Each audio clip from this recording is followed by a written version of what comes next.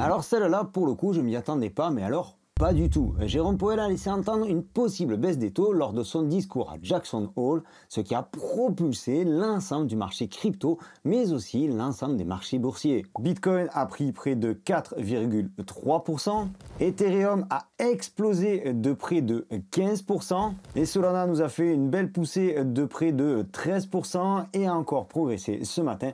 Je reviendrai sur Solana un petit peu plus loin dans la vidéo. Du côté des marchés traditionnels, le Nasdaq a pris 1,88% et le S&P 500 a explosé de 1,52%. Il y a eu un afflux massif total de plus de 1000 milliards de dollars sur les seuls marchés traditionnels et ce, sur la seule journée d'hier. Tout ça nous a fait sortir d'un marché qui était plutôt tendu, presque morose. Finalement, on est en train de passer un été plutôt intéressant. Alors tu le vois ici, on a de nouveau des entrées sur Ethereum. Je vais parler de Ethereum un petit peu tout au long de cette vidéo.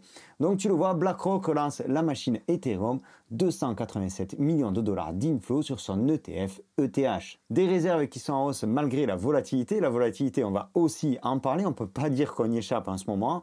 Et comme je te le disais dans la vidéo de jeudi, les trésoreries d'entreprise s'invitent aussi dans la course à l'Ether. Cet article, il est disponible sur Crypto News. Tu trouveras le lien en description et en commentaire épinglé de cette vidéo. Il est extrêmement important de s'informer si on veut réussir en crypto. Pour ma part, Crypto News fait partie de mes lectures quotidiennes. Le site est dans mes favoris depuis des années. Je le consulte à minima chaque matin et parfois même 2-3 fois dans la même journée. Tu vois ici un autre article à propos des Philippines qui envisagent une réserve de Bitcoin de 200 000 dollars dès ce mois de décembre 2025. La Chine qui s'intéresse aux stablecoins, une sélection de 6 cryptos pour faire x1000 en 2025 ou encore la Fed qui elle aussi prend un virage à propos des stablecoins. Le lien vers Crypto News est en description et en commentaire épinglé de la vidéo. Je te recommande de cliquer dessus et d'ajouter Crypto News à tes favoris avant qu'on poursuive cette vidéo. La Fed justement, parlons-en. Pourquoi une telle explosion sur les marchés? Eh bien parce que dans son discours, Monsieur Jérôme Powell, patron de la Fed, a abordé plusieurs points concernant l'économie américaine et ce d'une manière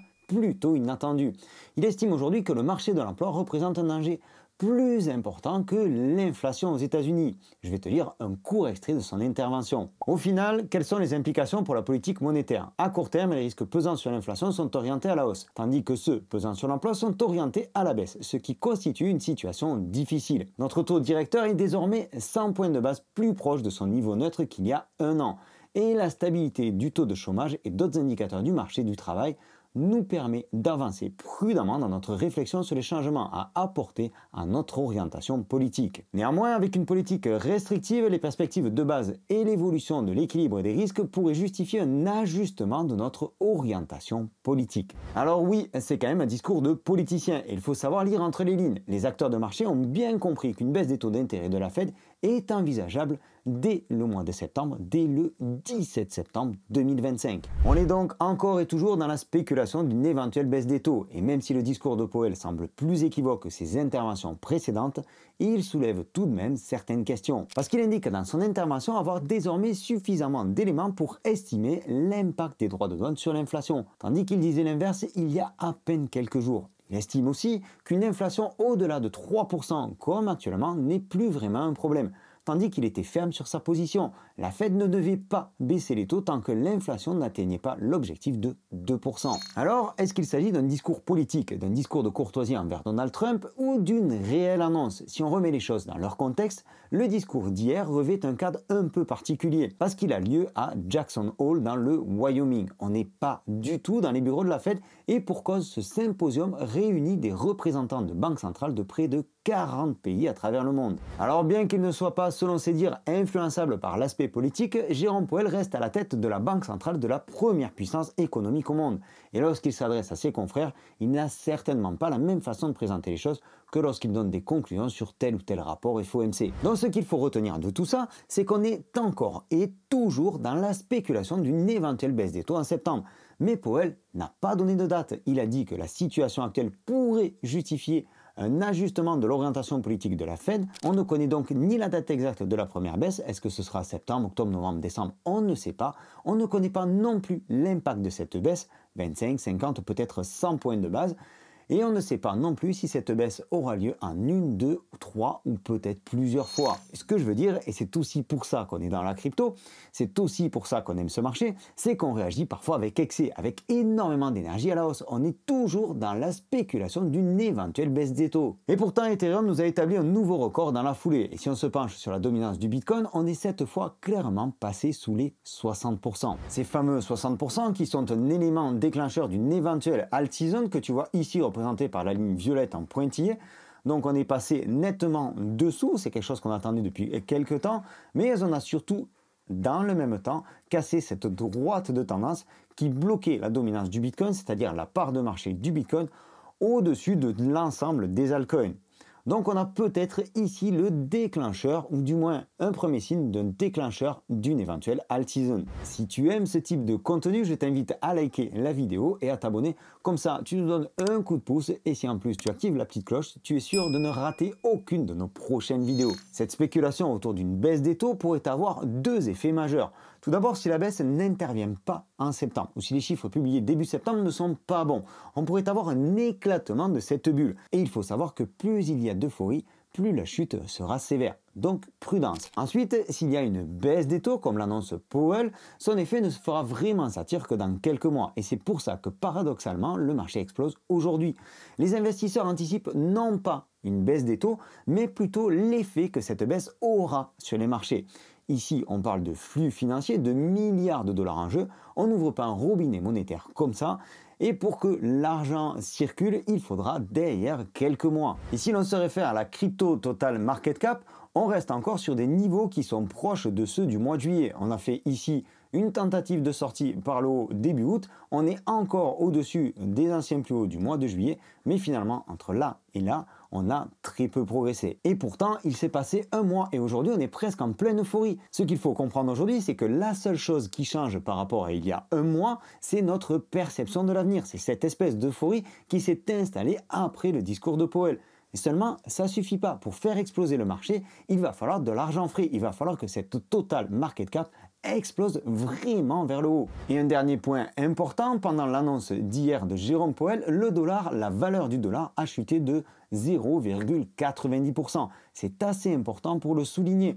Je répète assez souvent, Bitcoin et l'ensemble des cryptos sont opposés au dollar. Donc si le dollar baisse, alors les cryptos montent. Donc tous ces facteurs additionnés ont fait qu'on a eu une belle explosion hier. Cependant, attention, le dollar est ici sur un support. S'il casse, c'est pas très bon pour l'économie américaine.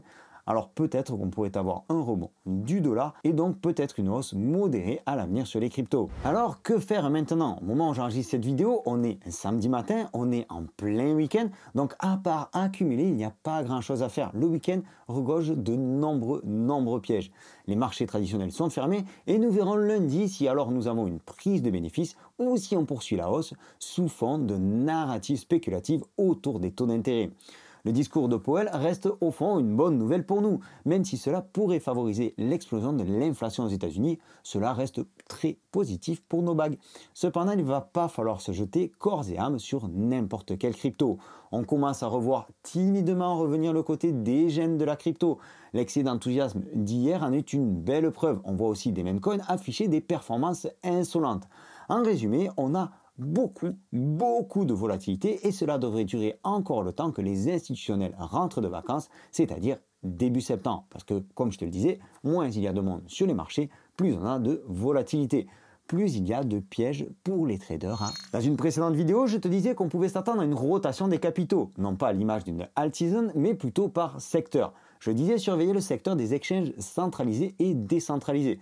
Alors avec cette foutue volatilité, c'était vraiment pas évident. Mais dans le sillage d'Ethereum, c'est bien BNB qui a enregistré un nouveau plus haut. BNB qui est le token de la plateforme Binance. Et tout ce secteur des exchanges a plutôt bien performé. Alors quel sera le prochain secteur? Quel sera le secteur sur lequel il faudrait éventuellement se positionner? C'est toujours très difficile à dire, mais je pense aujourd'hui que Solana me semble plutôt bien placé. Parce que graphiquement, Solana est contre une résistance et passer cette résistance-là pourrait l'envoyer vers ses récents plus hauts aux alentours des 290 $. Et puis Solana reste toujours le dauphin de Ethereum. N'oublions pas que sur Ethereum, on a encore plus de 860 000 Ethers qui devraient sortir de staking. On en avait aussi parlé dans la vidéo de jeudi. Si les investisseurs sortent du staking sur Ethereum, c'est certainement pour avoir la possibilité de solder leur position ou du moins une partie de leur position en vue peut-être de les réinvestir sur d'autres cryptos. D'autant que Van Eck a posé une nouvelle demande pour un ETF Solana. Alors on va pas rentrer dans les détails dans cette vidéo, c'est pas l'objet du jour et puis tout ceci ne constitue pas un conseil financier. N'oublions pas que cette hausse subite et inattendue est la conséquence d'un discours quelque peu obscur à propos d'un potentiel changement de politique au sein de la Fed en vue d'une éventuelle baisse des taux. Alors aujourd'hui, on respecte le marché, on prend ce qu'il nous donne, on est là pour ça, on n'a pas la prétention de tout anticiper, de tout prévoir, on s'adapte et on gagne de l'argent. Au final, c'est comme ça que ça se passe, surtout quand on pense à sécuriser ses positions. Alors n'oublie pas de prendre un peu de recul, de ne pas FOMO. Bitcoin de son côté n'a pas fait de nouvel ATH, de nouveau plus haut. Pas encore et c'est peut-être pas pour rien, mais ça on en parlera dans une prochaine vidéo. Si la vidéo d'aujourd'hui t'a plu, je t'invite à liker en cliquant par ici sur le pouce bleu. Tu peux aussi booster la vidéo et puis t'abonner pour suivre nos prochains contenus. C'était Sylvain, je te souhaite une excellente continuation. Je te donne rendez-vous dans une prochaine vidéo. D'ici là, prends soin de toi et de tes cryptos. Ciao!